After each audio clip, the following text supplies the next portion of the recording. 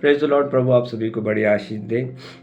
पुराने नियम में एक नगर ठहराया गया था इजरायलियों के लिए, जिसमें भाग कर वो शरण ले सकते थे अगर उनसे कोई गलती से गुनाह हो गया, गलती से कोई अपराध हो गया, जो वो नहीं करना चाहते थे उन्होंने कर दिया, तो उनके लिए पुराने नियम में एक व्यवस्था थी कि वो भाग कर वहाँ शरण ले सकते थे और फिर उनका इन्वेस्टिगेशन किया जाता था कि उन्होंने जानबूझकर किया है या अनजाने में किया है, क्योंकि वहाँ पर एक ऐसा नियम था कि आग के बदले आग, दांत के बदले दांत, जो गुनाह आपने किया है वही दंड आप पर आता था। तो ये पुराने नियम में था।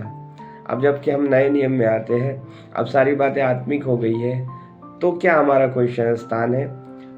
दबाव मुक्त होना, रिलेटिंग ऑफ प्रेशर, इस संदेश में ब्रदर ब्रानम इस प्रकार कहते हैं पॉइंट 82 में, अब यदि आप भला करना चाहते हैं तो मैं आज रात आपको ये बताते हुए खुशी महसूस करूंगा कि एक ऐसा नगर है, अगर हम नहीं करना चाहते लेकिन शैतान हमारे पीछे पड़ा हुआ है और कुछ गलतियां करवाना चाह रहा है, तो नबी कह रहा है एक ऐसा शरण स्थान है, ऐसा नगर है वहाँ जहाँ पर शरण पाई जा सकती है, और वह है यीशु मसीह। हम यीशु मसीह में शरण पा सकते हैं।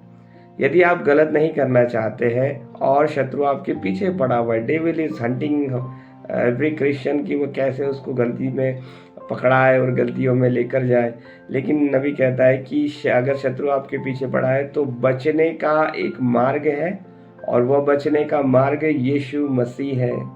आप यीशु मसीह के शरण में आए, परमेश्वर की शरण में आए, उसकी उपस्थिति में आए, उसके ब्लड के अंदर आए, लहू के तले आए।